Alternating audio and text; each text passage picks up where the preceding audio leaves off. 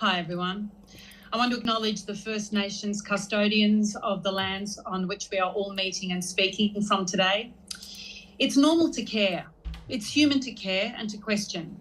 What happens in our backyard reflects on what happens in our state, and in our country it matters. My name's Julia Zamiro. I've lived in Barrel for 10 years. I love the Southern Highlands. I've got dear friends who live in Moss Vale, and my aunt is in a nursing home in Mittagong. For the past 20 years, I've visited regional towns all over the country, touring different shows as a performer. Nature's all around you. There's a lot more space. Audiences are wonderful. And in the last 20 years, it's been extraordinary to see how many of these regional centres have bloomed, but are also at a risk from developments like this that will contaminate the environment and harm the surrounds, the air and the water. And this time, it's on home ground. It's also extraordinary that we are at a point where we have to point out why it's important to speak up about clean air and clean water. But here we are. When's enough enough? When do we speak up? Everyone has their moment where they wake up to a brutal reality. In this case, it's about the possibility that Australia's second largest plastics refinery will be built on our doorstep. But it might have been about the 2020 fires. It might have been the coal seam fracking in the Highlands. And I don't mean to conflate other events, but when is enough enough? When do I as an individual or with the community decide enough is enough? And when we have to speak out, protest, really read the fine print, or demand actual detail in a report and understand what's at stake here?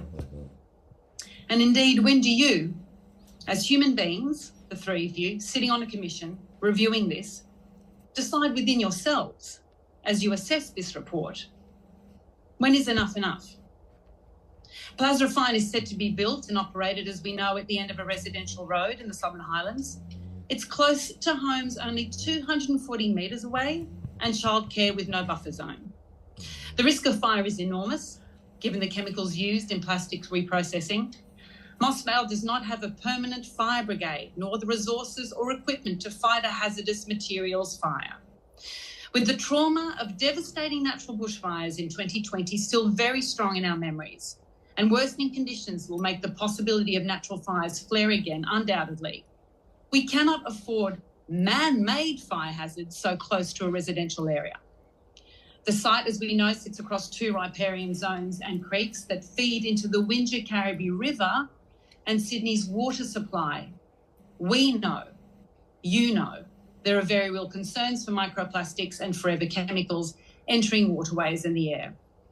Our local roads, already underperforming and under-resourced, are not equipped to handle trucks operating 11 hours a day, 5 days a week. Even though new access roads can be built to take trucks northwards into the highway, who will police this? Who will check that these trucks don't intend to use more convenient residential roads?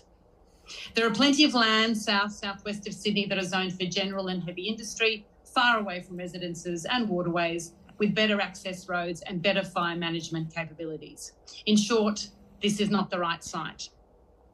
We need to ask the IPC how they can actually do their job with the report that was presented on Plasrefine. It has no actual detail on process or exact pollutants that will go into the environment via water or air. I don't understand how the IPC can analyse this when the report lacks so much detail for such a big project. Climate action starts in the community, and our community is standing up to the IPC and Planning Department to say this development is greenwashing. It's bringing hazardous industry to our environment that will impact human health. Can we look at our children and say we did nothing? Can we look at each other and say we did nothing? Today, as I look at you, three human beings in front of me, I ask you, would you be comfortable with this being built in your backyard? This is not the right site.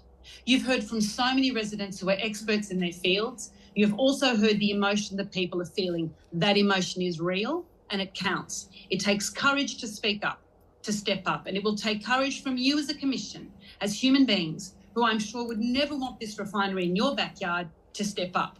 Because if you lived here, you would be joining us. Thank you.